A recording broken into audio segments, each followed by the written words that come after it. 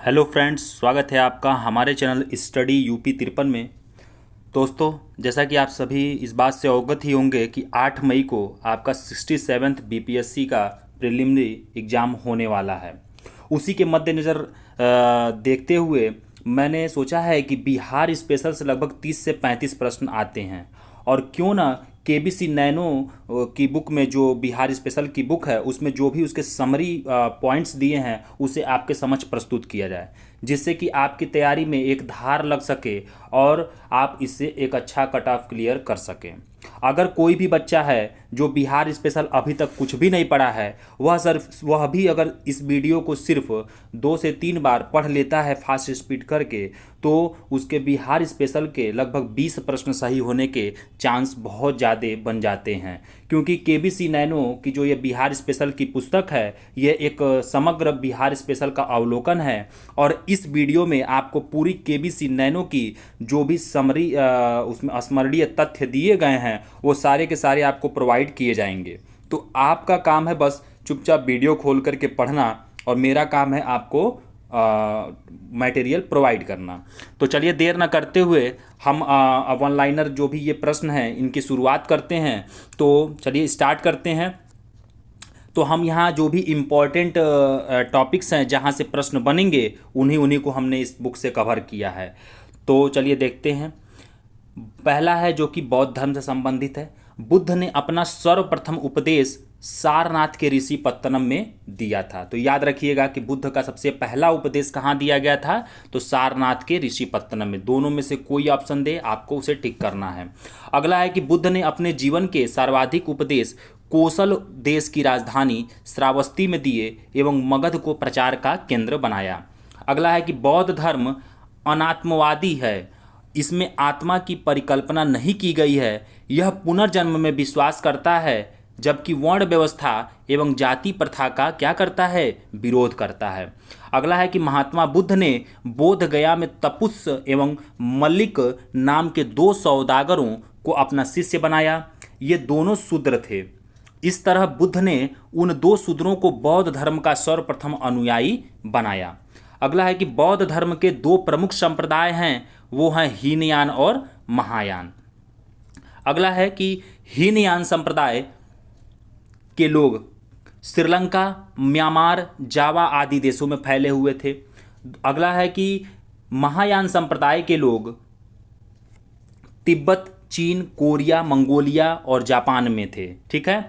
अगला कह रहा है कि बौद्ध धर्म की एक और शाखा वज्रयान प्रचलित हुई, जो 7वीं शताब्दी में तंत्र मंत्र से युक्त थी, जिसका प्रमुख केंद्र भागलपुर जिला में स्थित विक्रमशिला विश्वविद्यालय था। अगला है कि संघ की सभा में प्रस्ताव का पाठ होता था। प्रस्ताव पाठ को अनुशासन कहते हैं। सभा की वैधता के लिए न्यूनतम संख्या, कोरम संख्या कितनी होती थी, तो 20 होती थी। अगला है कि संघ में प्रविष्ट होने को उपसंपदा कहा जाता था। फिर अगला है कि बौद्ध संघ का संगठन गणतंत्र प्रणाली पर आधारित था। फिर अगला है कि बौद्धों के लिए महीने के 4 दिन अमावस्या, पूर्णिमा, 2 चतुर्थी दिवस उपवास के दिन होते थे। अगला है कि बुद्ध के पंचशील सिद्धांत का वर्णन छांदोग्य उपनिषद में मिलता है। मित्रों, यहाँ पे मैं थोड़ा सा रुकता हूँ और आपको एक बात बताता हूँ कि आप मेरे वीडियो के प्लेलिस्ट में जाइए, मेरे चैनल पे जाइए। वहाँ पे आपको लूसेंट का, एंशिएंट का 6 घंटे का पूरा कहानी सहित विद कहानी के साथ आपको पूरा लूसेंट बताया गया है। आप वहाँ पे भी एक बार जा करके विजिट करिए और उसको पढ़िए। ठीक है। जिससे कि जैसे कि 4 बौद्ध संगीतियाँ वगैरह जो यहाँ पे छूट रही हैं वो वहाँ पे आपकी क्लियर हो जाएंगी। ठीक है मित्रों, चलिए आगे चलते हैं। जैन परंपरा के अनुसार इस धर्म में, जैन धर्म में कितने तीर्थंकर हुए, तो 24 हुए। अगला है कि पार्श्वनाथ द्वारा प्रतिपादित 4 महाव्रत सत्य, अहिंसा, अपरिग्रह और अस्तेय हैं। अगला है कि बौद्ध साहित्य में महावीर को निगठ नाथ पुत्र कहा गया है। अगला है कि जैन धर्मानुसार यह संसार 6 द्रव्यों, जीव, पुद्गल, धर्म, अधर्म, आकाश और काल से निर्मित है। अगला पॉइंट है कि पार्श्वनाथ द्वारा प्रतिपादित 4 महाव्रतों में महावीर ने 5वां महाव्रत ब्रह्मचर्य जोड़ा। अगला कह रहा है कि जैन धर्म में आध्यात्मिक ज्ञान को कैवल्य कहा जाता है। अगला है कि स्यादवाद जैन धर्म से संबंधित है। स्यादवाद, जिसको अनेकांतवाद भी बोलते हैं, अथवा सप्तभंगीय को ज्ञान की सापेक्षता का सिद्धांत कहा जाता है। अगला है कि महावीर ने अपने जीवन काल में ही एक संघ की स्थापना की जिसमें 11 प्रमुख अनुयायी सम्मिलित थे और यही क्या कहलाते हैं, गणधर कहलाते हैं। अगला पॉइंट है, महावीर के जीवन काल में ही 10 गणधर की मृत्यु हो गई। महावीर के बाद केवल सुधर्मण जीवित था। तो याद रखिएगा कौन जीवित था, सुधर्मण। अगला है मित्रों कि जैन धर्म पुनर्जन्म एवं कर्मवाद में विश्वास करता था, ये भी याद रखिएगा। अगला है कि जैन धर्म में आत्मा की क्या है, मान्यता है। फिर अगला पॉइंट है कि भद्रबाहु एवं उनके अनुयायियों को क्या कहा गया, दिगंबर कहा गया, जिसको दक्षिणी जैनी भी कहते हैं, और स्थूलभद्र एवं उनके अनुयायियों को श्वेतांबर कहा गया। ठीक है मित्रों। अगला है कि श्वेतांबर संप्रदाय के लोगों ने ही सर्वप्रथम महावीर एवं अन्य तीर्थंकरों की पूजा क्या की थी, आरंभ की थी।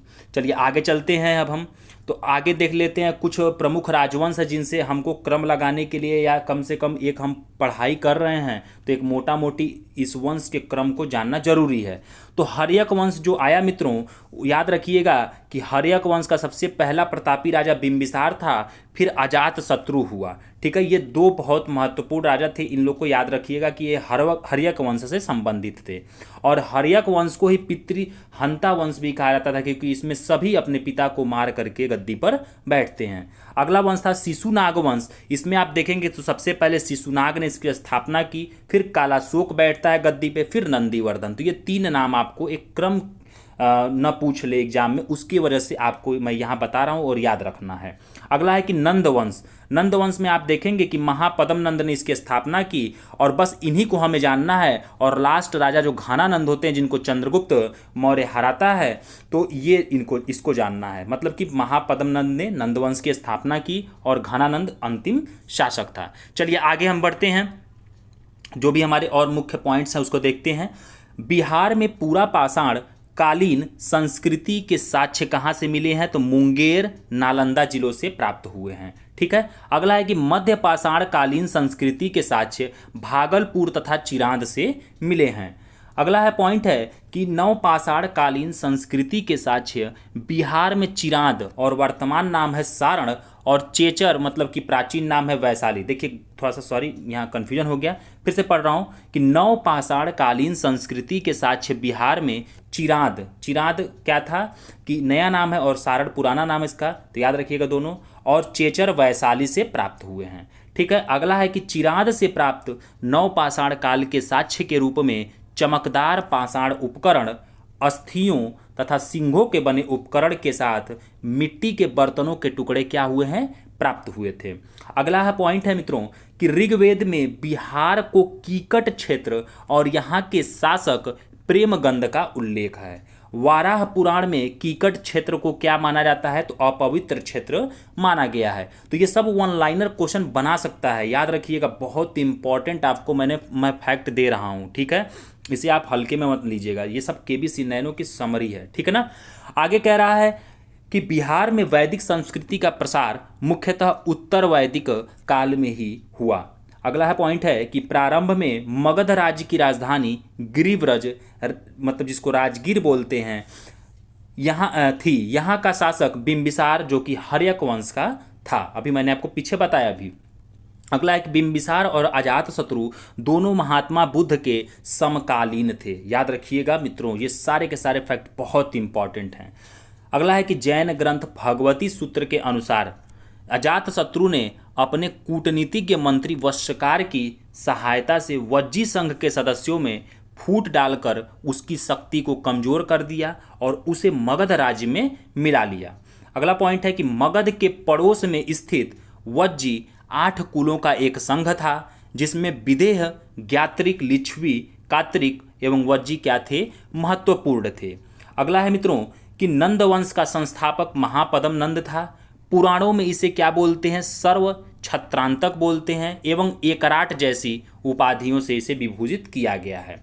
अगला है कि नंद वंश का अंतिम शासक घनानंद था जो कि 325 ईसा पूर्व के समय में होता है, और सिकंदर का भारत पर आक्रमण भी 325 ईसा पूर्व में इसी घनानंद के काल में हुआ होता है। ठीक है, चलिए आगे चलते हैं। सम्राट अशोक ने बिहार प्रांत में नागार्जुन पहाड़ी व बराबर को कटवाकर 2 शैलकृत गुफाओं का निर्माण करवाया था। अगला पॉइंट है कि बराबर की गुफाओं में लोमस ऋषि की गुफा तथा गोपिका गुफा का उल्लेखनीय है। अगला है कि चौथी गुफा में 5वीं शताब्दी के मौखरी शासक अनंत वर्मा का लेख अंकित है। अगला पॉइंट है कि नागार्जुन पहाड़ी की तीनों गुफाओं में अशोक के पौत्र देवनामप्रिय दशरथ के अभिलेख अंकित हैं, जो भिक्षुओं के आजीवक संप्रदाय के लिए दी गई थीं। अगला पॉइंट है मित्रों, थोड़ा सा मित्रों यहाँ मैं कॉन्सेप्ट नहीं बता पाऊंगा क्योंकि एग्जाम बहुत करीब में है, तो ये बस रिवीजन सीरीज है। बाकी जो लोग नहीं थोड़ा भी जानते हैं वो बस इसे बार बार सुन लें, 1 लाइनर क्वेश्चन होते हैं, आप आराम से कर ले जाओगे। और प्लीज़ अच्छा लगे तो लाइक शेयर सब्सक्राइब जरूर करिएगा।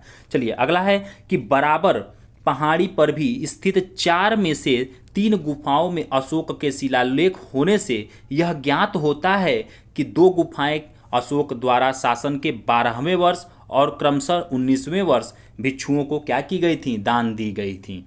अगला है कि इन गुफाओं को अशोक ने आजीवक संप्रदाय के भिक्षुओं के निवास के लिए बनाया था। तो याद रखिएगा, जो भी गुफा बनवाया अशोक किस संप्रदाय के भिक्षुओं को निवास के लिए, तो आजीवक संप्रदाय।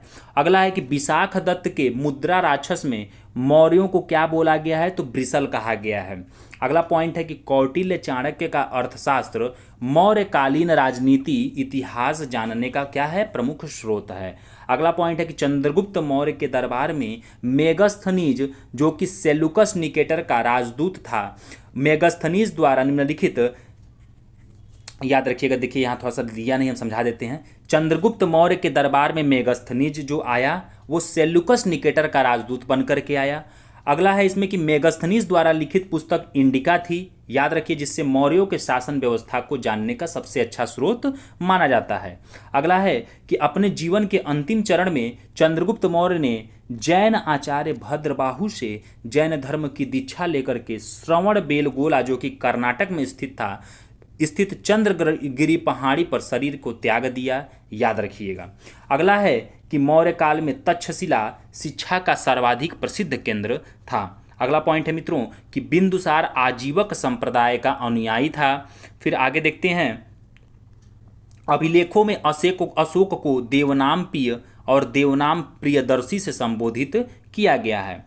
अगला पॉइंट है कि सर्वप्रथम मास्की अभिलेख में अशोक नाम का उल्लेख मिलता है। इसके अतिरिक्त गुर्जरा, नेतूर और उड़ेगुलम के अभिलेख में भी अशोक को अशोक नाम से संबोधित किया गया है। तो याद रखिएगा, यहाँ से पहली बात तो ये जानिए, और दूसरा चीज़ ये जानिए कि नेतूर जो अभिलेख है ये मध्य प्रदेश में स्थित है, और उड़ेगुलम जो है ये कर्नाटक में स्थित है। अगला है कि कल्हड़ की राज तरंगड़ी के अनुसार अशोक ने कश्मीर में बितस्ता मतलब कि झेलम नदी को बोलते हैं, के किनारे श्रीनगर नामक शहर की स्थापना की थी। अगला है कि अशोक ने राष्ट्रीय भाषा के रूप में पाली को एवं लिपि के रूप में ब्राह्मी को अपनाया था।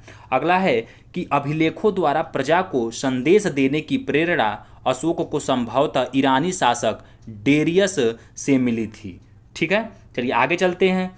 अशोक के अभिलेख ब्राह्मी, खरोष्ठी, ग्रीक, आरमाइक लिपियों में मिलते हैं। अगला पॉइंट है कि मौर्य काल में काशी, बंग, पुंड्र, कलिंग, मालवा सूती वस्त्र के क्या थे, प्रसिद्ध केंद्र थे। अगला है कि मौर्य काल में कारसांपड़ चांदी एवं तांबे का होता था, सुवर्ण सोने का होता था, मासक या भासक और काकड़ी ये सब तांबे का सिक्का प्रचलित होता था। अगला है कि मौर्य साम्राज्य का अंतिम सम्राट बृहद्रथ था। 185 ईसा पूर्व में बृहद्रथ की हत्या उसके सेनापति पुष्यमित्र शुंगु ने की और शुंग वंश की स्थापना करता है। चलिए आगे देखते हैं कि शुंग राजाओं का काल वैदिक अथवा ब्राह्मण धर्म का पुनर्जागरण काल माना जाता है। अगला है कि शुंग काल में ही डेमेट्रियस के नेतृत्व में यवनों का आक्रमण पाटलिपुत्र पर हुआ। अगला पॉइंट है कि पुष्यमित्र शुंग के प्रयास से ही पाणिनि की जो लिखित जो कृति गठित की गई थी अष्टाध्यायी पाणिनि के द्वारा जो लिखा गया था, जैसे दुरूह ग्रंथ पर पतंजलि ने क्या किया, महाभाष्य लिखा। तो याद रखिएगा, यहाँ पे ये कहना ये चाह रहा है कि पुष्यमुत्र शुंग के ही समय में पाणिनि ने अष्टाध्यायी की रचना की और पतंजलि ने अपने महाभाष्य को लिखा था। ये दोनों पूछा जाता है, बहुत इंपॉर्टेंट एरिया है। अगला है कि प्रसिद्ध व्याकरण शास्त्री और अष्टाध्यायी के रचयिता पाणिनि मनेर यह कहाँ के निवासी थे, तो यह पटना के निवासी थे, याद रखिएगा, क्योंकि बिहार स्पेशल है तो बिहार से क्वेश्चन हिस्ट्री के बहुत ज़्यादा पूछता है, लगभग 30-40 प्रश्न। अगला है कि पुष्यमुत्र शुंग ने ब्राह्मण धर्म का पुनरुत्थान किया, शुंगों के सर्वोत्तम स्मारक स्तूप हैं। अगला पॉइंट है शुंग वंश के 9वें शासक भागभद्र, जिसको भागवत भी कहते थे, के शासनकाल के 14वें वर्ष में तक्षशिला के यवन शासक एंटियालकिटस का राजदूत हेलियोडोरस विदिशा में वासुदेव के सम्मान में गरुड़ स्तंभ क्या किया, स्थापित किया। अगला पॉइंट है कि बोध गया के विशाल मंदिर के चारों ओर एक छोटी पाषाण वेदिका मिली है, इसका निर्माण भी शुंग काल में हुआ था। इसमें कमल, राजा, रानी, पुरुष, पशु, बोधिवृक्ष, छत्र, त्रिरत्न, कल्पवृक्ष आदि प्रमुख हैं।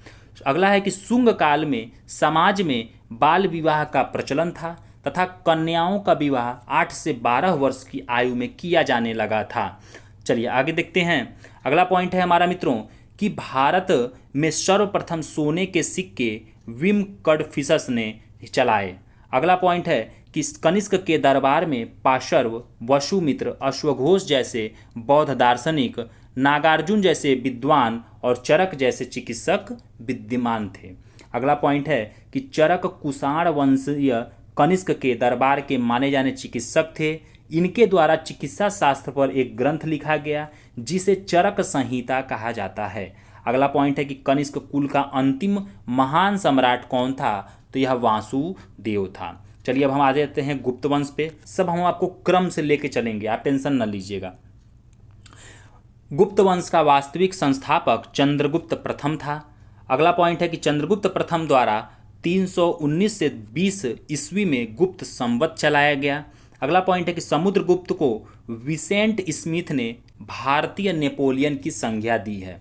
अगला पॉइंट है मित्रों कि समुद्रगुप्त द्वारा दक्षिण भारत को अपने साम्राज्य के अधीन किया गया।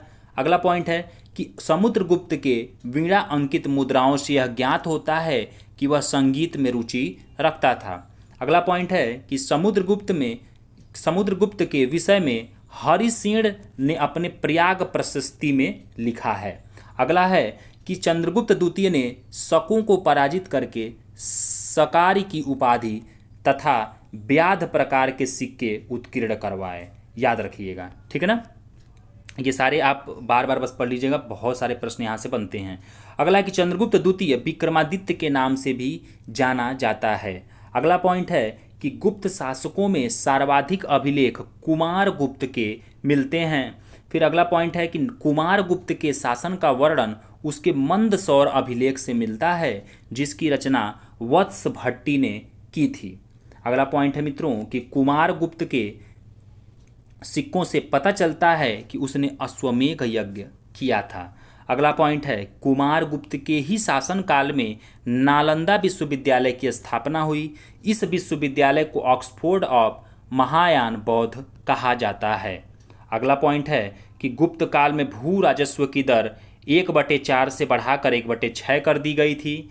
अगला पॉइंट है कि गुप्त राजाओं ने ही सर्वाधिक स्वर्ण मुद्राएं जारी की। इनकी मुद्राओं को क्या कहा जाता था, तो दिनार कहा जाता था। चलिए आगे चलते हैं। तो हमारा अगला पॉइंट है कि गुप्त शासक वैष्णव धर्म के अनुयायी होते थे। अगला पॉइंट है कि विष्णु शर्मा द्वारा रचित पंचतंत्र गुप्त काल की ही है। चलिए आगे देखते हैं कि वाराह मिहिर गुप्त काल के प्रसिद्ध खगोल शास्त्री थे। इनके द्वारा बृहत संहिता तथा पंच सिद्धांतिका ग्रंथ की रचना की गई। अगला पॉइंट है मित्रों कि नालंदा की पहचान सर्वप्रथम कनिंघम द्वारा की गई थी। अगला पॉइंट है कि गुप्त काल में दास प्रथा विद्यमान थी। नारद ने 15 प्रकार के दासों का उल्लेख किया है, जबकि मनु ने 7 प्रकार के दासों का उल्लेख किया है। आगे चलते हैं। गुप्त साम्राज्य की सबसे बड़ी प्रादेशिक इकाई देश हुआ करती थी, जिनके प्रमुख को गोप्ता कहा जाता था। चलिए आगे चलते हैं। आगे हमारा अगला पॉइंट कह रहा है कि प्रशासन की सबसे छोटी इकाई क्या होती थी, तो ग्राम होती थी। कब कब गुप्त काल में, जिसका मुखिया ग्रामीणी कहलाता था एवं अन्य सदस्य महत्तर कहलाते थे। अगला है कि गुप्तकालीन समाज में दहेज प्रथा, पर्दा प्रथा, बाल विवाह ऐसी प्रथाएं मौजूद नहीं थीं। आगे कह रहा है गुप्त काल में सती प्रथा विशेषतः सैनिक जातियों में विद्यमान थी। अगला है कि सती प्रथा का सर्वप्रथम अभिलेख प्रमाण ऐरण अभिलेख जो कि 510 ईस्वी में पाया गया, उसमें मिलता है। इसमें गोपराज नामक सेनापति की स्त्री के सती होने का उल्लेख मिलता है। अगला पॉइंट है कि गुप्त काल के प्रसिद्ध खगोलविद एवं गणितज्ञ आर्यभट्ट, वाराहमिहिर, ब्रह्मगुप्त, ये सभी के सभी लोग पाटलिपुत्र के क्या थे, निवासी थे। अगला पॉइंट है जो कि अंतिम पॉइंट है इसका, कि बोध गया के महाबोधि मंदिर तथा राजगृह के मनियार मठ का निर्माण ये सभी का सभी गुप्त काल में हुआ है। चलिए आगे देखते हैं अगला पॉइंट है कि तिरहुत क्षेत्र में तुर्कों के अधिकार होने के बाद वैनवार वंश की स्थापना हुई। अगला पॉइंट है कि बिहार में तुर्क सत्ता की स्थापना का वास्तविक श्रेय बख्तियार खिलजी को जाता है। आगे अगला पॉइंट है कि बख्तियार खिलजी को गाजी इख्तियार उपनाम से भी जाना जाता है। अगला पॉइंट है कि बख्तियार खिलजी की पहली महत्वपूर्ण सफलता ओदंतपुरी बिहार, जिसको बिहार शरीफ भी बोलते थे, की विजय थी, जो कि 1198 में संपन्न हुई। अगला है कि बख्तियार खिलजी ने अपनी राजधानी लखनौती में बनाई। अगला पॉइंट है कि सुल्तान फिरोज शाह तुगलक द्वारा बिहार के प्रसिद्ध संत शेख अहमद चिरमोपोश से मुलाकात करने की चर्चा सीरते फिरोज शाह में मिलती है। अगला पॉइंट हम देख लेते हैं कि इल्तुतमिश ने मलिक अलाउद्दीन जानी को बिहार में दिल्ली के प्रथम प्रतिनिधि नियुक्त किया था। अगला पॉइंट है कि इल्तुतमिश ने सैफुद्दीन ऐबक को बिहार का राज्यपाल नियुक्त किया था। अगला पॉइंट है कि तुगलक काल में बिहार की राजधानी बिहार शरीफ थी। चलिए आगे चलते हैं। अगला पॉइंट है कि शेर शाह ने बंगाल के सूबेदार खिज्र खां के विद्रोह को दबाया था। अगला पॉइंट है कि शेर शाह का साम्राज्य 47 प्रांतों में बंटा था। अगला पॉइंट है मित्रों कि भूमि को सही ढंग से माप कर लगान का निर्धारण करना शेर शाह का सबसे बड़ा कार्य माना जाता है। इस भू राजस्व प्रणाली को जब्ती प्रणाली कहा जाता है। बाद में इसी प्रणाली में कुछ परिवर्तन पर अकबर द्वारा अपनाया गया। अगला कह रहा है कि शेरशाह ने टोडरमल की जब्ती देखिए फिर से पढ़ देता हूँ। शेरशाह ने टोडरमल की जब्ती प्रणाली को भू राजस्व वसूली हेतु अपनाया था। अतः शेरशाह को ही जब्ती प्रणाली का क्या माना जाता है, जन्मदाता माना जाता है। आगे चलते हैं। अगला पॉइंट है हमारा मित्रों कि शेरशाह ने 178 ग्रेन के चांदी का रुपया और 380 ग्रेन का तांबे का दाम नामक सिक्का चलाया। अगला पॉइंट है कि शेरशाह ने हुमायूं द्वारा निर्मित दीन पनाह को तोड़कर दिल्ली में पुराने किले का निर्माण करवाया। इसी किले के अंदर किला एक कुहना नामक मस्जिद का निर्माण भी शेरशाह द्वारा करवाया गया था। अगला पॉइंट है कि 1541 ईस्वी में शेरशाह ने पाटलिपुत्र को पटना के नाम से पुनः स्थापित किया और पटना में दुर्ग का निर्माण कर इस नगर को पुनः बिहार की राजधानी बनाया। अगला पॉइंट है जो कि शेरशाह से लास्ट पॉइंट है कि शेरशाह की मृत्यु के बाद उसका बेटा इस्लाम शाह दिल्ली की गद्दी पर बैठता है। 1555 ईस्वी में इस्लाम शाह की मृत्यु के बाद अफगानों को बुरी तरह पराजित कर हुमायूं पुनः दिल्ली का शासक बन जाता है। आगे चलते हैं। अगला पॉइंट है मित्रों कि बिहार के शासक दाऊद खां ने अकबर के शासन काल में कर देना बंद कर दिया। इसके लिए अकबर को स्वयं बिहार आना पड़ा। दाऊद खां भाग खड़ा हुआ। अगला पॉइंट है कि मध्यकाल में पटना, बिहार शरीफ, भागलपुर बिहार में फारसी शिक्षा के प्रमुख केंद्र थे। अगला पॉइंट है कि बिहार में सूफी संप्रदायों में सबसे अधिक लोकप्रियता फिरदौसी सिलसिले को मिली थी। अगला फिर आगे कह रहा है इसके सर्वश्रेष्ठ प्रतिनिधि 14वीं शताब्दी के संत सरफुद्दीन याहिया मनेरी थे। अगला पॉइंट है कि बिहार शरीफ स्थित मलिक इब्राहिम का मकबरा मुगल शैली में है। अगला पॉइंट है मित्रों कि एतमादुद्दौला का मकबरा नूरजहां ने 1622 से 28 ईस्वी के बीच अपने पिता की मृत्यु के बाद बनवाया। यह आगरा में स्थित है। यह पहली कृति है जो पूर्णतः संगमरमर से बनी है।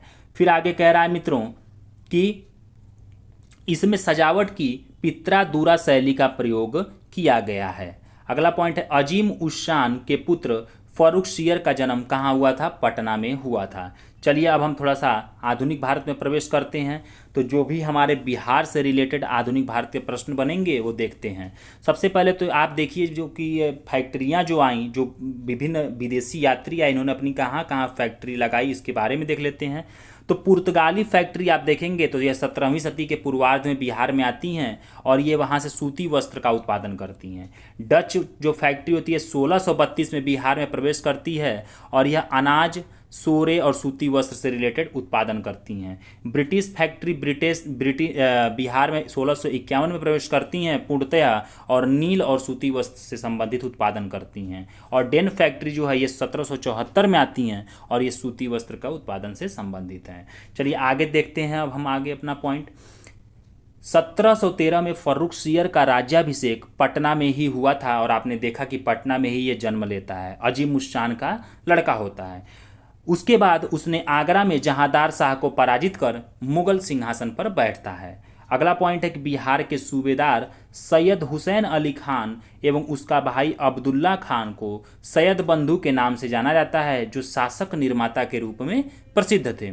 अगला पॉइंट है कि 1763 को मीर कासिम ने पटना में गिरफ्तार 148 कैदियों, जिसमें पटना के अंग्रेजी एजेंट एलिस भी था, की हत्या करवा दी। यह घटना पटना हत्याकांड के नाम से विख्यात है। अगला पॉइंट है मित्रों कि क्लाइव ने 12 अगस्त 1765 ईस्वी को मुगल सम्राट शाह आलम द्वितीय से बक्सर के युद्ध के बाद इलाहाबाद की संधि की, जिसकी शर्तों के अनुसार कंपनी को बंगाल, बिहार, उड़ीसा की दीवानी प्राप्त हो गई। अगला पॉइंट है मित्रों कि जेम्स अलेक्जेंडर की अध्यक्षता में 1717 में रेवेन्यू काउंसिल ऑफ पटना के नाम से एक लगान परिषद का गठन किया गया। अगला पॉइंट देखते हैं कि सरजान शोर की अस्थायी बंदोबस्त व्यवस्था को बिहार में गवर्नर जनरल लॉर्ड कॉर्नवालिस द्वारा 1793 में लागू किया गया।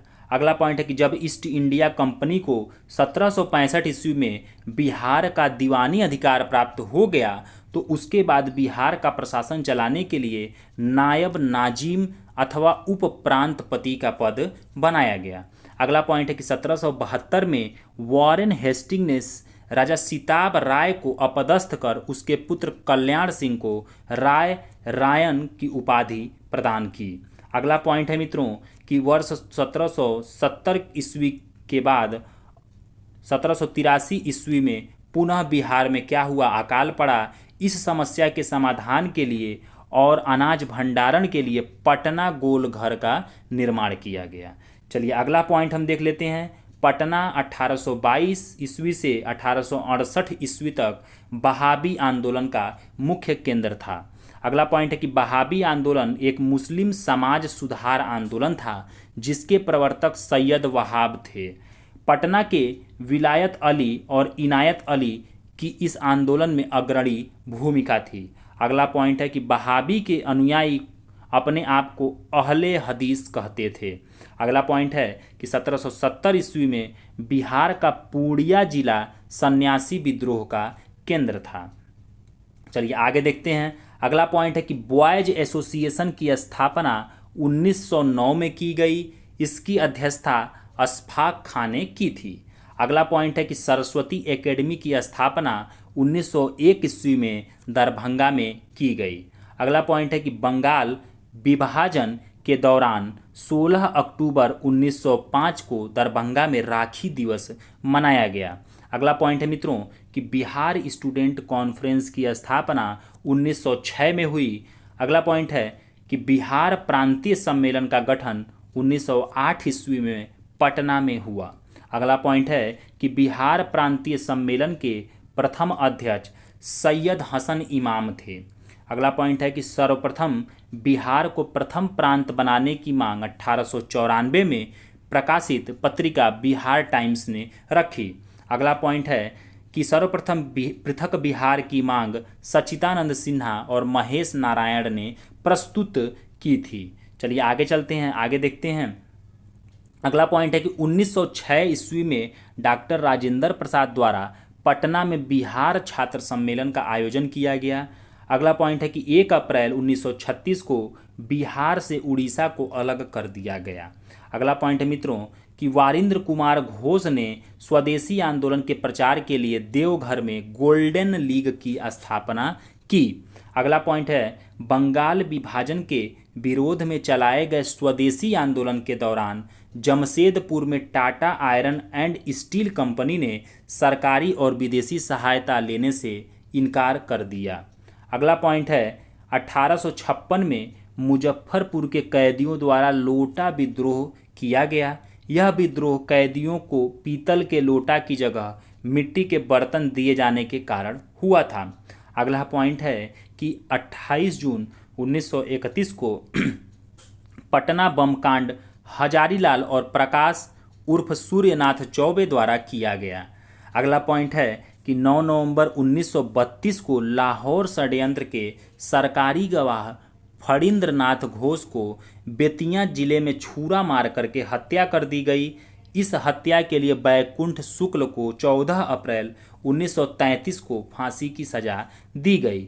चलिए आगे चलते हैं, हमारा अगला पॉइंट देखते हैं कि नीलहे साहबों के अत्याचार के विरुद्ध पहला विद्रोह 1867 में चंपारण के लाल सुरैया कोठी से आरंभ हुआ था और मुजफ्फरपुर जिले तक फैल गया था।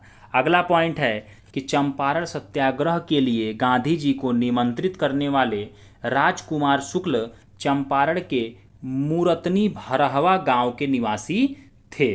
अगला पॉइंट है कि बिहार में कांग्रेस का पहला अधिवेशन 1912 ईस्वी में बांकीपुर पटना में हुआ, जिसकी अध्यक्षता RN माधोलकर ने किया। अगला पॉइंट है मित्रों कि 1918 में बम्बई के विशेष कांग्रेस अधिवेशन का अध्यक्ष बिहार के हसन इमाम थे। अगला पॉइंट है कि बिहार में गांधी जी के रॉलेट सत्याग्रह का विशेष प्रभाव छपरा, मुजफ्फरपुर, गया, मुंगेर आदि स्थानों पर रहा था। अगला पॉइंट हम देखते हैं मित्रों कि सच्चिदानंद सिन्हा द्वारा हिंदुस्तान स्टैंडर्ड्स नामक मासिक पत्रिका का प्रकाशन किया गया। अगला पॉइंट है कि वाई सोशलिज्म जयप्रकाश नारायण द्वारा लिखा गया था। अगला है कि 1920 ईस्वी में राजेंद्र प्रसाद की अध्यक्षता में प्रांतीय राजनीतिक सम्मेलन की बैठक भागलपुर में हुई, जिसमें असहयोग आंदोलन के प्रस्ताव का समर्थन किया गया। अगला पॉइंट है मित्रों कि सत्याग्रह इन चंपारण यह किताब के लेखक डॉक्टर राजेंद्र प्रसाद हैं। अगला पॉइंट है कि असहयोग आंदोलन के समय में ही राजेंद्र प्रसाद ने अपनी वकालत छोड़ दी थी। अगला पॉइंट है मित्रों कि 1918 ईस्वी में अंग्रेज सरकार ने मुजफ्फरपुर के रत्नाकर प्रेस से मुद्रित माँ की पुकार तथा 12 जुलाई 1919 को प्रकाशित कविता खूनी कफन को जब्त कर लिया था। आगे देखते हैं, बिहार में राष्ट्रीय आंदोलन के दौरान बिहार राष्ट्रीय महाविद्यालय की स्थापना 5 फरवरी 1921 को हुई, जिसका उद्घाटन गांधी जी ने 6 फरवरी 1921 को किया। अगला पॉइंट है कि राष्ट्रीय महाविद्यालय के प्राचार्य डॉक्टर राजेंद्र प्रसाद को बनाया गया था। अगला पॉइंट है कि 6 फरवरी 1921 को गांधी जी ने बिहार विद्यापीठ का उद्घाटन किया, जिसके महासचिव मजहरुल हक थे। अगला पॉइंट है मित्रों कि बिहार कौमी सेवक दल का गठन 27 नवंबर 1921 को बिहार प्रांतीय कांग्रेस कमेटी के द्वारा किया गया था। अगला पॉइंट है मित्रों, मनोरंजन प्रसाद सिंह लिखित भोजपुरी में फिरंगिया और सुयस लिखित लुटेरा छपरा के कलना प्रेस में छपी थी।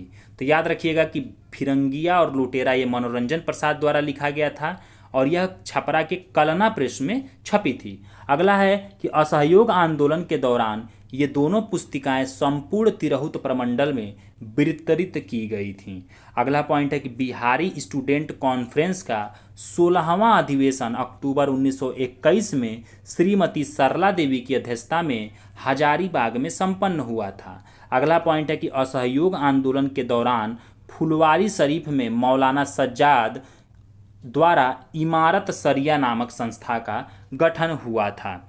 चलिए अगला पॉइंट देखते हैं। असहयोग आंदोलन के दौरान भागलपुर में झंडा कांड हुआ था।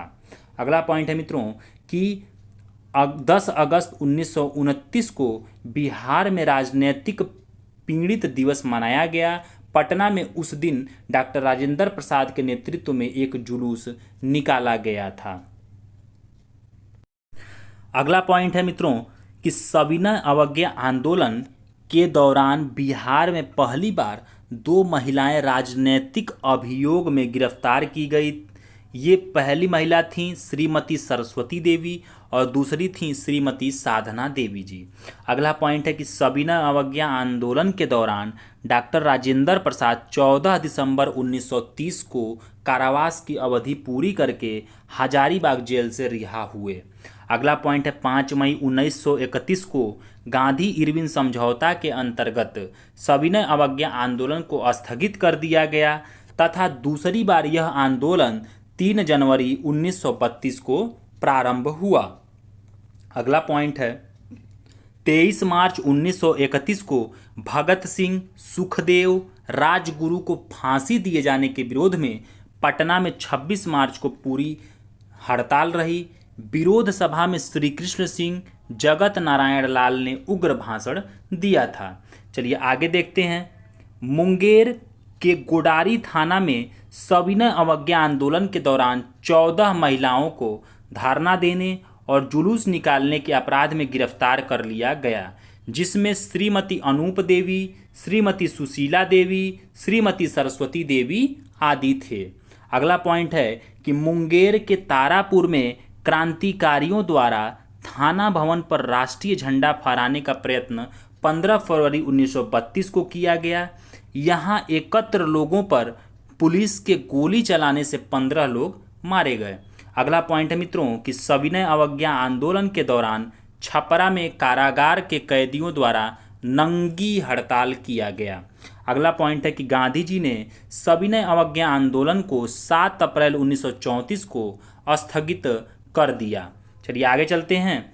अगला पॉइंट है कि 15 जनवरी 1934 को उत्तर बिहार में भीषण भूकंप आया, जिसमें 20,000 से अधिक लोग मारे गए।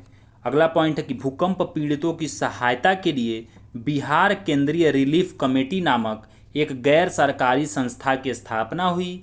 इसके अध्यक्ष डॉक्टर राजेंद्र प्रसाद और सचिव बलदेव प्रसाद बने। अगला पॉइंट है कि 11 मार्च 1934 को गांधी जी बिहार यात्रा पर पटना पहुँचे। अपनी इस बिहार यात्रा में उन्होंने मोतिहारी, छपरा, सोनपुर, मुजफ्फरपुर, मधुबनी, दरभंगा, भागलपुर आदि स्थानों पर गए और लोगों से भूकंप पीड़ितों की सहायता करने की अपील की। अगला पॉइंट देख लेते हैं कि गांधी जी का बिहार में हरिजन यात्रा 1934 ईस्वी में 2 बार हुआ था। गांधी जी की 1934 ईस्वी की बिहार यात्रा मानवीय कार्य तथा सामाजिक सुधार के अतिरिक्त राजनैतिक दृष्टि से भी महत्वपूर्ण थी। अगला पॉइंट है कि महात्मा गांधी एवं कांग्रेस कार्यकारिणी के सदस्यों की रिहाई पर स्वाधीनता दिवस मनाया गया, जिसके तहत पटना में अनुग्रह नारायण सिंह ने राष्ट्रीय झंडा फहराया। चलिए आगे देखते हैं। अगला पॉइंट कह रहा है कि बिहार यंग मैन इंस्टीट्यूट में 20 दिसंबर 1936 को अखिल भारतीय छात्र दिवस राम वृक्ष बेनीपुरी की अध्यक्षता में मनाया गया। अगला पॉइंट है कि महात्मा गांधी से मतभेद होने के बाद सुभाष चंद्र बोस ने 3 मई 1940 को फॉरवर्ड ब्लॉक की स्थापना की। इस सिलसिले में बोस अगस्त माह में पटना आए और कुछ समीपवर्ती जिलों की यात्रा किए। अगला पॉइंट देख लेते हैं। 18 फरवरी 1940 को मजदूरों की समस्या पर जमशेदपुर में दिए गए एक भाषण के लिए भारतीय रक्षा कानून के अंतर्गत लोक नारायण जयप्रकाश नारायण को गिरफ्तार करके 6 महीने की कड़ी कैद की सजा सुनाई गई। अगला पॉइंट है कि बिहार में प्रकाशित समाचार पत्र सर्च लाइट एवं इंडियन नेशन, यह जयप्रकाश नारायण, सॉरी फिर से देखिए, फिर पढ़ देता हूँ, थोड़ा कन्फ्यूजन को क्षमा चाहता हूँ। बिहार से प्रकाशित समाचार पत्र जो कि सर्च लाइट और इंडियन नेशन थी, इसने जयप्रकाश नारायण की गिरफ्तारी को अनुचित कदम कहा था। अगला पॉइंट है मित्रों कि 10 मार्च 1940 को सारे प्रांत में जयप्रकाश नारायण दिवस मनाया जाता है। अगला पॉइंट है कि पटना से प्रकाशित होने वाला अंग्रेजी अखबार द बिहार हेराल्ड था। अगला पॉइंट है मित्रों कि बिहार में फॉरवर्ड ब्लॉक के नेता शीलभद्र याजी को छपरा में 16 मई 1940 को भारत रक्षा कानून के अंतर्गत आपत्तिजनक भाषण देने के अभियोग में गिरफ्तार कर लिया गया था। चलिए आइए थोड़ा सा हम ये देख लेते हैं, जो फॉरवर्ड ब्लॉक बिहार में सक्रिय सदस्य रहे उससे संबंधित पूछ लिया जाता है। तो याद रखिएगा, रामचंद्र शर्मा जो कि फॉरवर्ड ब्लॉक के पटना से संबंधित थे, रामविलास सिंह गया से संबंधित थे, नंद कुमार सिंह दरभंगा से, रामनंद चौधरी दरभंगा से, भुवनेश्वर वर्मा मुंगेर से और महंत धनराजपुरी चंपारण से, सियाराम ठाकुर चंपारण से, शिव कुमार सिन्हा मुजफ्फरपुर से, दुर्गादत्त पांडे ये मुजफ्फरपुर से, ये सभी के सभी लोग फॉरवर्ड ब्लॉक से संबंधित थे अब बिहार में अपने अपने एरिया से। ठीक है, चलिए आगे चलते हैं। गांधी जी के निर्देश पर 1940 में व्यक्तिगत सत्याग्रह प्रारंभ किया गया। विनोबा भावे प्रथम व्यक्तिगत सत्याग्रही थे। अगला पॉइंट है कि 1941 में मुस्लिम लीग द्वारा 29 मार्च को पाकिस्तान दिवस और हिंदू महासभा द्वारा 27 अप्रैल को पाकिस्तान विरोध दिवस मनाने के कारण बिहार शरीफ में भयंकर सांप्रदायिक दंगे हुए थे। अगला पॉइंट है कि बिहार शरीफ के सांप्रदायिक दंगे पर गांधी जी ने शांति की अपील करते हुए कहा था कि अभी बिहार ही ऐसा प्रांत है जो हमें रास्ता दिखा सकता है एवं हमारे लिए उदाहरण बन सकता है। आगे चलते हैं। अगला पॉइंट क्या कह रहा है कि 8 अगस्त 1942 को अखिल भारतीय कांग्रेस के बम्बई अधिवेशन में ग्वालियर टैंक सभा में भारत छोड़ो आंदोलन का प्रस्ताव पास किया गया, जिसमें गांधी जी द्वारा करो या मरो का नारा दिया गया। अगला पॉइंट है कि भारत छोड़ो आंदोलन में बिहार के गया, भागलपुर, सारण, पूर्णिया, शहादाबाद, मुजफ्फरपुर और चंपारण स्वतः स्फूर्त जन विद्रोह के मुख्य केंद्र थे। अगला पॉइंट है कि भारत छोड़ो आंदोलन के दौरान किसानों के भारी विद्रोह के कारण सरकारी अधिकारियों ने सारण जिला को कुख्यात रूप से अपराधी जिला घोषित कर दिया। अगला पॉइंट है कि 1942 के आंदोलन में दरभंगा महाराज ने न केवल सरकार को अपने सशस्त्र लोगों की सेवाएं देने से इनकार किया, बल्कि गिरफ्तार लोगों की मदद भी की। अगला पॉइंट हम देख लेते हैं। दिसंबर 1942 में कांग्रेस समाजवादियों द्वारा स्वतंत्रता संग्राम मोर्चा शीर्षक से एक प्रलेख निकाला गया, जिसमें क्रांति को आगे बढ़ाने हेतु एक समग्र शक्ति के रूप में मोर्चा संगठित करने पर बल दिया गया।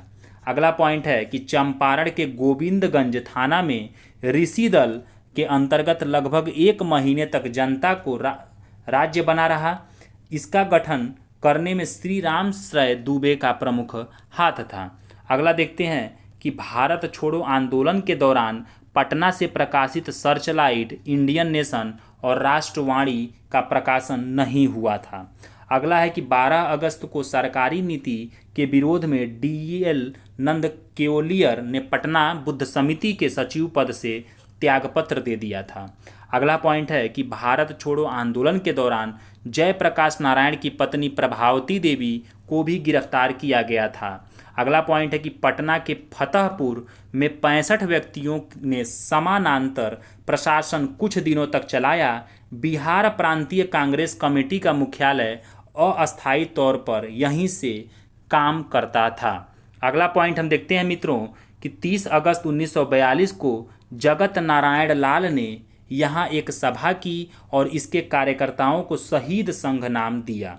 अगला पॉइंट है कि सरदार नित्यानंद सिंह मुंगेर जिला के महेशपुर गांव के निवासी थे। अगला पॉइंट है कि बिहार में प्रशासन को पंगु बनाने के उद्देश्य से सियाराम दल नामक गुप्त संगठन की गतिविधियां 1943 से 44 तक जारी रहीं। अगला पॉइंट है कि इंग्लैंड में लॉर्ड्स के सदन में भारतीय स्वतंत्रता विधेयक 16 जुलाई 1947 को पारित किया गया। मित्रों, इसे अब बस बार बार सुन लीजिएगा और क्वेश्चन इससे वन लाइनर ही बनेगा, इससे बाहर आपको क्वेश्चन नहीं मिलेगा, ये मेरी गारंटी। आपको 20 से 25 प्रश्न यहाँ से पूर्णतः मिल जाएंगे सेम। आगे अगला चलिए कह रहा है कि 1919 में दरभंगा राज के किसानों ने स्वामी विद्यानंद के नेतृत्व में आंदोलन किया। अगला पॉइंट है कि 1938 ईस्वी में पटना में एक बड़ी किसान रैली हुई जिसमें 1 लाख किसानों ने हिस्सा लिया। अगला पॉइंट है कि बकास्त भूमि उसे कहते थे जिसे मंदी के कारण लगान न दे पाने के कारण किसानों ने जमींदार को दे दिया था। अगला पॉइंट है कि बकास्त भूमि की वापसी के लिए कार्यानंद शर्मा के नेतृत्व में 1935 में मुंगेर जिला अंतर्गत बढ़िया ताल में आंदोलन चलाया गया। अगला पॉइंट है कि गया जिले के रेवण के यदुनंदन शर्मा के नेतृत्व में किसान मजिस्ट्रेट से यह घोषणा कराने में सफल रहे कि विवादास्पद 850 बीघा जमीन काश्तकारों को लौटा दी जाएगी। अगला पॉइंट है कि फरवरी 1939 में राहुल सांकृत्यायन ने सारण जिला अंतर्गत अंबारी नामक स्थान पर बकास्त सत्याग्रह शुरू किया। अगला पॉइंट है कि स्वामी सहजानंद सरस्वती ने हुंकार नामक पत्रिका का प्रकाशन किया। अगला पॉइंट है कि अप्रैल 1939 में आचार्य नरेंद्र देव की अध्यक्षता में गया में अखिल भारतीय किसान सम्मेलन का वार्षिक अधिवेशन हुआ था।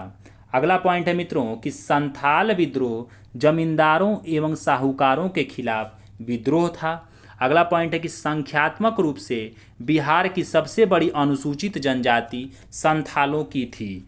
अगला पॉइंट है कि संथाल विद्रोह का प्रभाव भागलपुर से लेकर राजमहल की पहाड़ी तक विस्तृत था, जिसे दामन एक कोह के नाम से जाना जाता है। अगला पॉइंट है मित्रों कि 1858 से 1895 के बीच मुंडा सरदारों का आंदोलन सरदारी लड़ाई के नाम से जाना जाता है। अगला पॉइंट है कि सहाफोड़ आंदोलन का आरंभ 1870 ईस्वी में हुआ था, जिसके जन्मदाता बाबा भागीरथ मांझी थे। अगला पॉइंट है कि मुंडा आंदोलन बिरसा मुंडा के नेतृत्व में आरंभ हुआ, जिसका मुख्य कारण खुटकट्टी व्यवस्था में परिवर्तन लाना था। अगला पॉइंट है मित्रों कि जमींदारों द्वारा कृषक से मांगे गए बेगार या अवैध उपकर को वेथी नाम से जाना जाता था। अगला पॉइंट है कि बिरसा मुंडा के अनुयायी उन्हें धरती अब्बा का अवतार मानते थे। अगला पॉइंट है कि जगजीवन राम ने 1928 में बिहार में रविदास सभा का गठन किया। चलिए अब हम आगे देख लेते हैं थोड़ा सा, हम कला संस्कृति से जो प्रश्न आते हैं कि मौर्य साम्राज्य का सर्वोत्कृष्ट उदाहरण पाटलिपुत्र स्थित चंद्रगुप्त मौर्य का राजप्रसाद है, जो काष्ठ निर्मित है। अगला पॉइंट है कि पटना के दक्षिणी भाग में कुम्हार से 84 स्तंभों वाला एक विशाल सभा भवन मिला है, जिसकी खुदाई 1912 से 16 ईस्वी के दौरान डीवी स्पूनगर एवं LA वैडल द्वारा किया गया है। अगला प्रश्न है कि कुम्हरार स्थित सभा भवन को फाहयान ने देव निर्मित बताया है। अगला पॉइंट है कि मौर्यकालीन वास्तुकला का सर्वोत्कृष्ट उदाहरण स्तंभ है। अगला पॉइंट है कि अशोक द्वारा स्थापित शिलालेख बिहार के 4 प्रमुख स्थान लौरिया नंदनगढ़ जो कि पश्चिमी चंपारण में है, लौरिया अरेराज जो कि पश्चिमी चंपारण में है, रामपुरवा जो कि पूर्वी चंपारण में है और बसाढ़ वैशाली में जो है से प्राप्त होता है। अगला पॉइंट है कि मौर्य युगीन स्थापत्य कला का सर्वोत्कृष्ट उदाहरण पर्वतों को काटकर बनाई गई पाषाण गुफाएं हैं। अगला पॉइंट है कि गया जिले में 3 गुफाएं नागार्जुनी पर्वत पर और 4 गुफाएं बराबर पर्वत पर पत्थर काटकर बनाई गई हैं। अगला पॉइंट है कि बराबर पहाड़ी स्थित चौथी गुफा को विश्व झोपड़ी गुफा कहा जाता है। अगला पॉइंट है कि अशोक के समय बराबर पहाड़ी स्थित प्रसिद्ध गुफा सुदामा गुफा कर्ण चौपड़ गुफा था। अगला पॉइंट है मित्रों कि बराबर पहाड़ी पर लोमस ऋषि गुफा का निर्माण अशोक के पौत्र दशरथ के समय में हुआ था। अगला पॉइंट है कि मौर्य युगीन मूर्तिकला पाषाण धातु एवं मिट्टी की बनी होती थी। अगला पॉइंट है मित्रों कि बिहार में पटना से ये 2 यक्ष मूर्तियां प्राप्त हुई जो कलकत्ता के राष्ट्रीय संग्रहालय में सुरक्षित हुई हैं। अगला है कि मूर्तिकला का सर्वोत्कृष्ट नमूना पटना सिटी के दीदारगंज से प्राप्त हुआ है, जिसे दीदारगंज यक्षी या चामर ग्रहणी कहा जाता है। अगला पॉइंट है कि शुंग कला का सर्वोत्तम स्मारक स्तूप है। अगला पॉइंट है कि बोधगया स्थित बौद्ध मंदिर के चारों ओर पाषाण वेदिका का निर्माण शुंग काल में हुआ था। अगला पॉइंट है कि कला की दृष्टि से गुप्त काल भारतीय इतिहास का स्वर्ण काल माना जाता है। अगला पॉइंट है कि सारनाथ स्थित धमेक स्तूप का निर्माण गुप्त काल में ही हुआ था। अगला पॉइंट है कि पाल शासक धर्मपाल ने विक्रमशिला महाविहार की स्थापना करवाई तथा वहां एक व्याख्यान कक्ष बनवाया। अगला पॉइंट है कि शैलेंद्र शासक बलदेव पुत्र या इनको बलपुत्र देव भी बोला जाता था, ने पाल शासक देवपाल से अनुमति लेकर नालंदा में एक बौद्ध मठ का निर्माण करवाया। अगला पॉइंट है कि पाल शासकों के समय प्रमुख चित्रकार धीमन एवं उसका पुत्र बिठपाल हुआ करता था। अगला पॉइंट है कि भारत में अफगान स्थापत्य का सर्वोत्कृष्ट नमूना सासाराम स्थित शेरशाह का मकबरा है। अगला पॉइंट है कि शेरशाह के प्रमुख दरबारी बख्तियार खां का मकबरा चैनपुर में अवस्थित है। अगला पॉइंट है जो कि कला संस्कृति से अंतिम पॉइंट है कि मुगल शैली का बिहार में सबसे सुंदर उदाहरण 1617 में निर्मित मनेर स्थित शाह दौलत का मकबरा है। थोड़ा सा और बचा है, कला संस्कृति देख लेते हैं। पटना कलम मुगल कला शैली, ब्रिटिश कला शैली तथा क्षेत्रीय विशिष्टताओं का मिश्रित रूप है। अगला पॉइंट है कि पटना कलम के चित्र लघु चित्रों की श्रेणी में आते हैं, जिन्हें अधिकतर कागज पर तथा कहीं कहीं हाथी के दांत पर भी चित्रित किया गया है। अगला पॉइंट है कि पटना कलम शैली में पुरुषों की प्रधानता के कारण इसमें पुरुषों की चित्र शैली कहा जाता है। अगला पॉइंट है कि पटना कलम के आरंभिक चित्रकार सेवक राम हैं। अगला पॉइंट है कि पटना कलम शैली के चित्रों का संग्रह पटना संग्रहालय एवं खुदाबस्त लाइब्रेरी पटना में सुरक्षित है। अगला पॉइंट है कि मधुबनी पेंटिंग का प्राचीन साक्ष्य विद्यापति के कीर्ति पताका से मिलता है। चलिए अगला प्रश्न हम देखते हैं। अगला पॉइंट अपना कि मधुबनी चित्रशैली को प्रोत्साहित करने एवं लोकप्रिय बनाने का श्रेय भारतीय हस्तशिल्प परिषद दिल्ली के भास्कर कुलकर्णी का है। अगला पॉइंट है कि मधुबनी चित्रकला को राष्ट्रीय एवं अंतर्राष्ट्रीय स्तर पर ख्याति दिलाने में ललित नारायण मिश्र का प्रमुख योगदान है।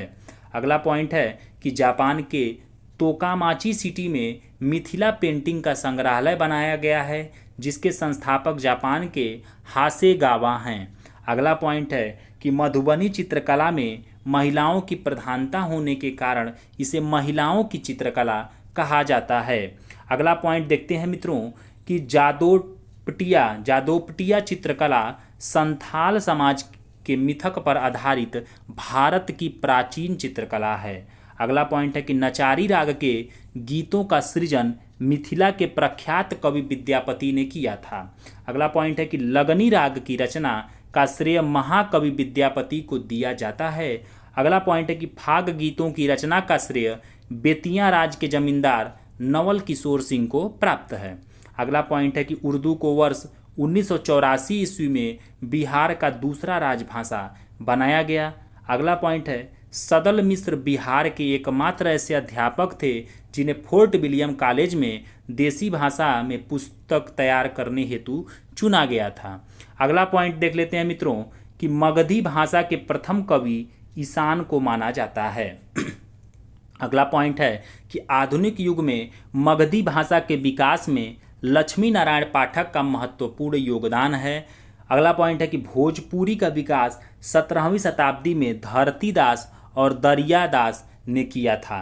अगला पॉइंट है कि भिखारी ठाकुर जी ने भोजपुरी भाषा को नवीन पहचान दी। इनकी सबसे प्रसिद्ध कृति विदेशिया है। अगला पॉइंट है कि मैथिली भाषा का वर्तमान स्वरूप 10वीं शताब्दी में उदित हुआ। अगला पॉइंट है कि मैथिली भाषा में सबसे पहली रचना वर्ण रत्नाकर की रचना ज्योतिषीश्वरी ठाकुर ने किया था। अगला पॉइंट है कि अंगिका को मैथिली का उपबोली भी कहा गया है। 6ठी शताब्दी में रचित प्रसिद्ध बौद्ध ग्रंथ ललित विस्तार अंगिका भाषा में है। चलिए, अब हमारा पूरा इतिहास खत्म हुआ, उसकी कला संस्कृतियाँ खत्म हुई। अब हम थोड़ा सा बिहार के स्पेशल भूगोल से संबंधित प्रश्नों को थोड़ा सा कर लेते हैं। पहला है कि बिहार की भौगोलिक स्थिति 24 डिग्री 20 मिनट 10 उत्तरी अक्षांश से 27 डिग्री 31 मिनट 15 सेकेंड उत्तरी अक्षांश एवं 83 डिग्री 19 मिनट 50 सेकेंड पूर्वी देशांतर से 88 डिग्री 17 मिनट 40 सेकेंड पूर्वी देशांतर के मध्य स्थित है। अगला पॉइंट है कि बिहार का क्षेत्रफल 94,163 वर्ग किलोमीटर है, जो संपूर्ण भारत के क्षेत्रफल का 2.86% है। अगला पॉइंट है कि जनसंख्या की दृष्टि से यह भारत का तीसरा एवं क्षेत्रफल की दृष्टि से भारत का 13वां बड़ा राज्य है। अगला प्रश्न है कि दून घाटी रामनगर दून तथा सोमेश्वर श्रेणी में के मध्य स्थित है। अगला पॉइंट है कि शिवालिक श्रेणी का निर्माण सेनोजोइक युग में हुआ है। अगला पॉइंट है कि तराई क्षेत्र की सर्वोच्च चोटी 874 मीटर ऊंची है, जो सोमेश्वर श्रेणी में स्थित है। अगला पॉइंट हम देख लेते हैं कि बिहार में गंगा का मैदानी भाग राज्य के कुल क्षेत्रफल का 95% अर्थात लगभग 90,650 वर्ग किलोमीटर क्षेत्र में फैला है। अगला पॉइंट है कि 56,980 वर्ग किलोमीटर क्षेत्र में फैला हुआ बिहार का उत्तरी गंगा के मैदान का निर्माण सरयू, जिसको घाघरा भी बोलते हैं, गंडक, बूढ़ी गंडक, बागमती, कोसी, महानंदा एवं उसकी सहायक नदियों द्वारा बहाकर लाए गए जलोढ़ निक्षेपों से हुआ है। राज्य के कुल क्षेत्रफल के 52.27% पर इसका विस्तार है। अगला पॉइंट है कि गंगा के उत्तरी मैदान की सामान्य ढाल उत्तर पश्चिम से दक्षिण पूर्व की ओर है और यह क्षेत्र समुद्र तल से 173 फीट की औसत ऊंचाई पर स्थित है। अगला पॉइंट हम देखते हैं कि 33,670 वर्ग किलोमीटर क्षेत्र में विस्तृत दक्षिण गंगा के मैदान की आकृति त्रिकोण जैसी है। इस मैदान का विस्तार राज्य के कुल क्षेत्रफल के 42.73% भाग पर है। अगला पॉइंट है कि दक्षिण गंगा के मैदान पश्चिम में चौड़ा और पूर्व में संकीर्ण है। अगला पॉइंट है कि छोटा नागपुर के पठारी क्षेत्रों से गंगा की ओर प्रवाहित होने वाली नदियों के द्वारा लाई गई जलोढ़ मिट्टी से दक्षिण गंगा के मैदान का निर्माण हुआ है। इस मैदान की प्रमुख नदियां सोन, पुनपुन, फल्गु, किऊल आदि हैं। अगला पॉइंट है मित्रों कि गंगा के मैदान के पुराने जलोढ़, जिसको कछारी मिट्टी भी बोलते हैं, को भांगर कहा जाता है, जबकि नदियों के बाढ़ के मैदान में बिछ जाने वाली नवीन जलोढ़ मिट्टी को खादर कहा जाता है। अगला पॉइंट है कि पाट आंचल छोटा नागपुर के प्राकृतिक प्रदेश में स्थित है, जो झारखंड का क्षेत्र है। इस पठार की प्रत्येक दिशा में सोपान मिलते हैं, मतलब कि सीढ़ियाँ मिलती हैं। पठार के तीव्र ढाल स्कार्प के रूप में पाए जाते हैं, अतः यह एक अग्र गंभीर है। अगला पॉइंट है कि गंगा के दक्षिणी तटबंध से लगे दक्षिण की ओर गहराई वाले क्षेत्र मिलते हैं, जो टाल कहलाते हैं। इसमें बाढ़ का जल भर जाता है। यह क्षेत्र बाढ़ से लेकर भागलपुर तक क्रमिक रूप से फैला है। अगला पॉइंट है कि कैमूर का पठार चूना पत्थर के लिए प्रसिद्ध है। चलिए हम आगे चलते हैं, थोड़ा सा मिट्टियों के बारे में देख लेते हैं। बिहार की तराई मृदा बिहार में पश्चिमी चंपारण की पहाड़ियों से लेकर पूर्व में किशनगंज तक एक पतली पट्टी में विस्तारित है। अगला पॉइंट है कि नवीन जलोढ़ मृदा का विस्तार पूर्व में पूर्णिया तथा सहरसा जिलों से लेकर पश्चिम में चंपारण तक है। अगला पॉइंट है कि बलसुंदरी बिहार में पाई जाने वाली एक प्रकार की पुरानी जलोढ़ मृदा है। अगला है कि बलसुंदरी मृदा का क्षेत्र दक्षिण पूर्णिया से सहरसा, दरभंगा, मुजफ्फरपुर, सारण, चंपारण के दक्षिणी पश्चिमी भाग तक फैला हुआ है। अगला पॉइंट है कि बलसुंदरी मृदा चूने की अधिक मात्रा होने के कारण क्षारीय प्रकृति की होती है। इसमें मक्का, गन्ना, धान, गेहूं, तंबाकू की खेती की जाती है। अगला पॉइंट है कि बलसुंदरी मृदा का क्षेत्र केला और लीची के बागवानी के लिए प्रसिद्ध है। अगला पॉइंट हम देखते हैं कि गंगा की दक्षिणी मैदानी मृदा गंगा की दक्षिणी सहायक नदियों द्वारा निक्षेपित पुरानी जलोढ़ मृदा है। अगला पॉइंट है कि सोन नदी के पश्चिम में मृत्तिका, जिसको क्ले बोलते हैं, प्रधान जलोढ़ मृदा कैवाल मृदा के स्थानीय नाम से जानी जाती है। अगला पॉइंट है कि गहरे भूरे पीले रंग की भारी जलोढ़ मृदा भोजपुर जिले में मुख्य रूप से पाई जाती है। अगला पॉइंट है कि कैमूर के पठार से लेकर राजमहल की पहाड़ियों तक ये संकीर्ण मृदा क्षेत्र को बलथर मृदा के नाम से जाना जाता है। अगला पॉइंट है कि बलथर मृदा रेत तथा कंकड़ प्रधानता वाली एक लाल रंग की मृदा है जिसकी उर्वरा शक्ति कम होती है। अगला पॉइंट है कि गंगा नदी के उत्तरी तथा दक्षिणी किनारों पर चूना प्रधान अथवा चूना रहित मृदा को दियारा क्षेत्र की मृदा कहा जाता है। अगला पॉइंट है कि बिहार में ग्रीष्म ऋतु मार्च से प्रारंभ होकर मई तक रहती है।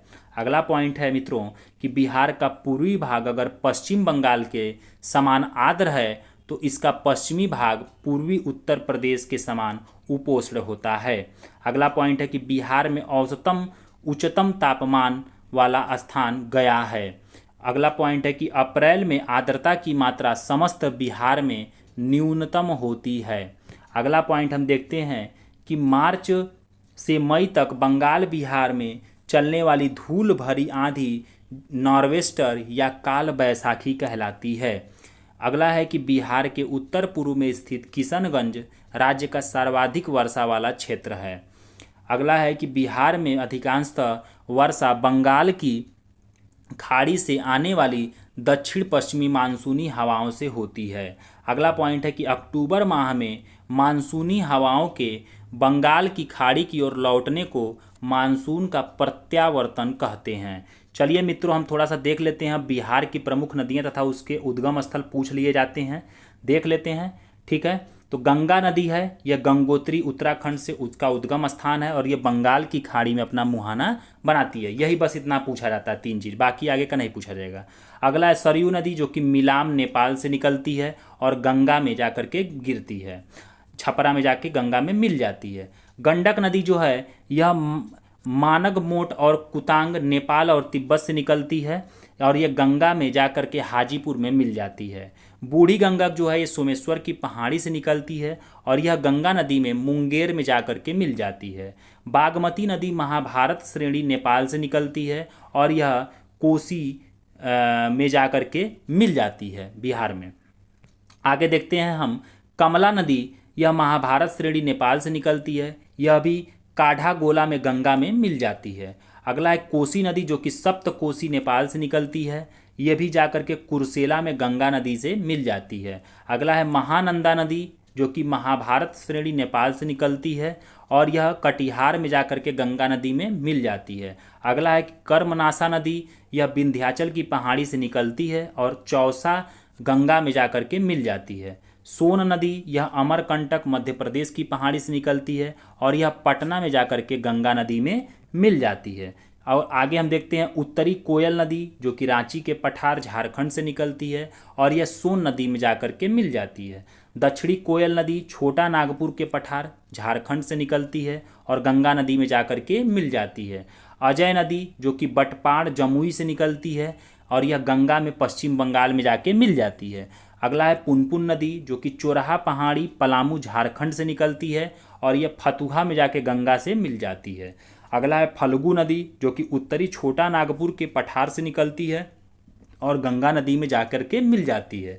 अगला है किऊल नदी जो कि खरगडीहा झारखंड से निकलती है और इसके बारे में नहीं पता है कि यह किस में जाके मिलती है। तो याद रखिएगा कि नदियाँ कहाँ से निकलती हैं और किस नदी में मिलती हैं, ये बहुत पूछा जाता है, इस नाते मैंने आपको बता दिया। चलिए अब हम थोड़ा सा देख लेते हैं मित्रों कि बिहार में जो भी प्रमुख उद्योग और उनकी अवस्थिति है, तो इसे आप थोड़ा सा मैप पे भी देख लीजिएगा। बाकी यहाँ पे मैं बस एक रिवीजन सीरीज लाया हूँ तो इसलिए मैं बताते चल रहा हूँ। तो बिहार रेशम एवं वस्त्र संस्थान यह भागलपुर में स्थित है।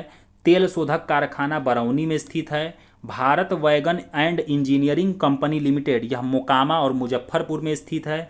चमड़ा उद्योग यह मोकामा, दीघा, गया, बेगूसराय में स्थित है। सिगरेट फैक्ट्री एवं तंबाकू कारखाना यह मुंगेर में अवस्थित है।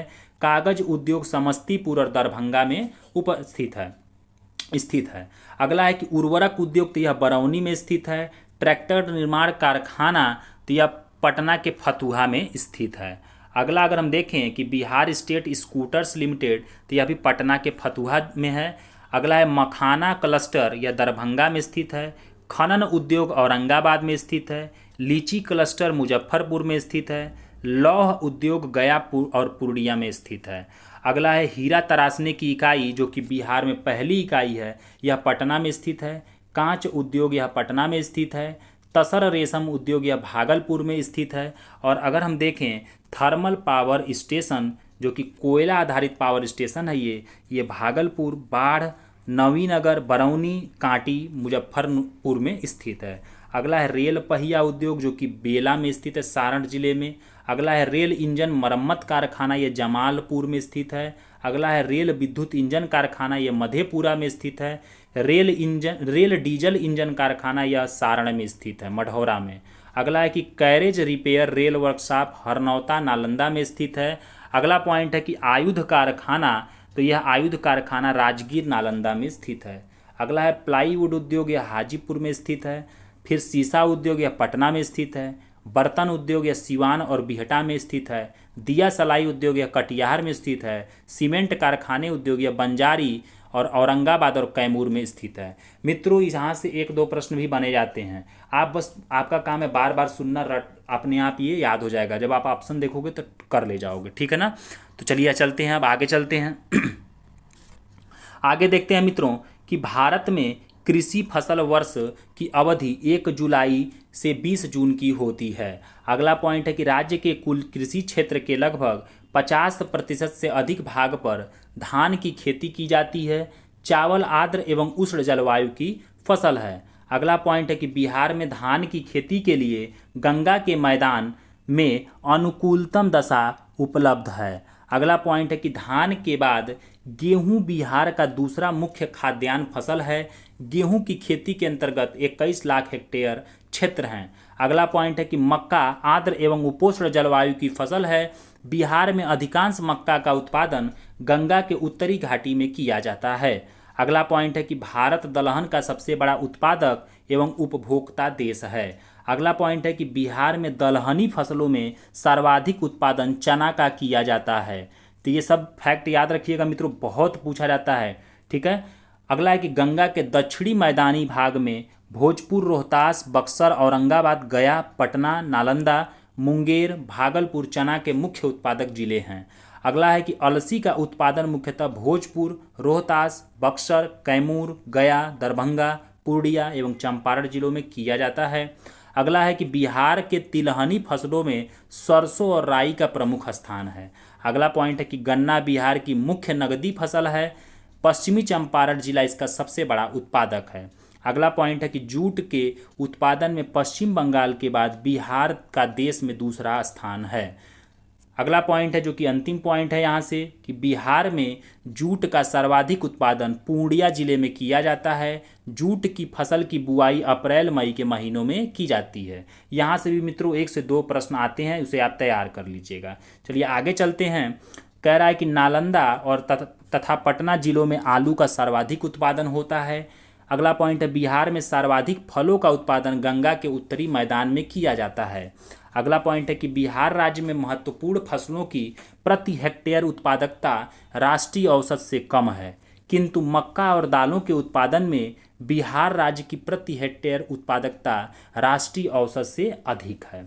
अगला पॉइंट है कि बिहार में अरहर उत्पादन के प्रमुख जिले हैं, तो सारण, दरभंगा, मुजफ्फरपुर, मुंगेर और गया।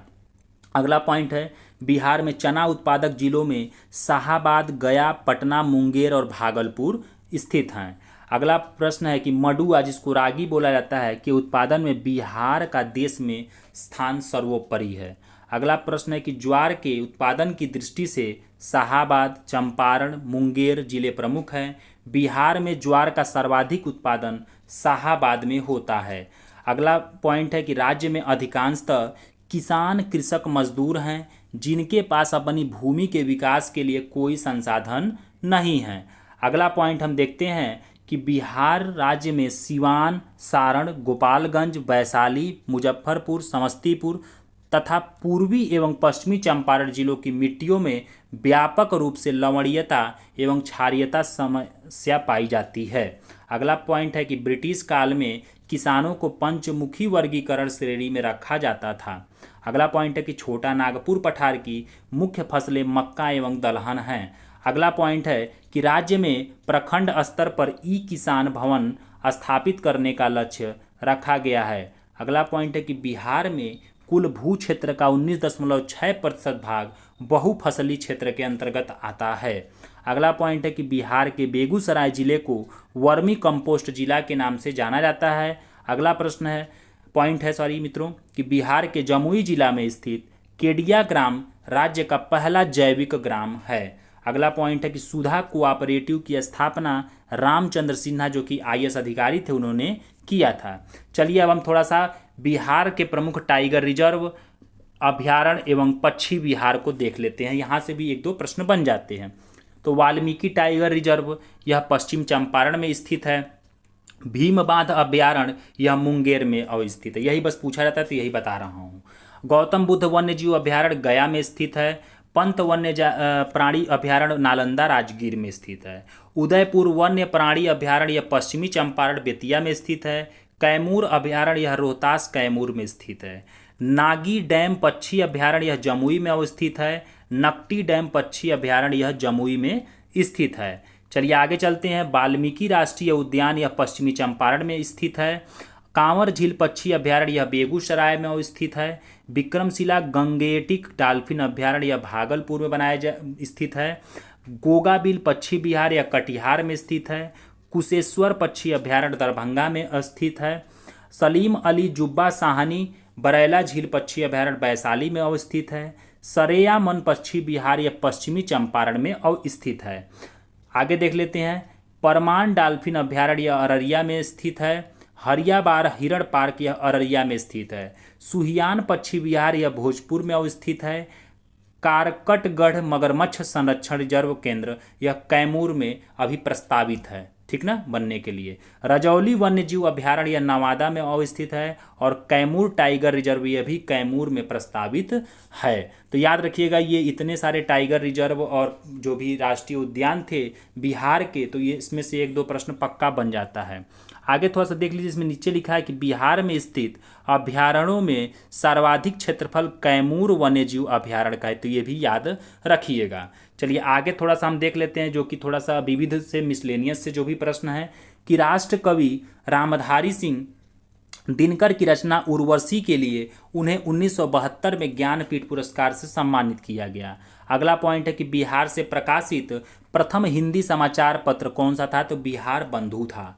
अगला पॉइंट है कि बिहार का प्रथम उर्दू समाचार पत्र तो नूरुल अनवार था। अगला पॉइंट है कि राष्ट्र कवि रामधारी सिंह दिनकर की पहली रचना बारदोली विजय संदेश जो कि 1928 में इसको रचित किया गया था।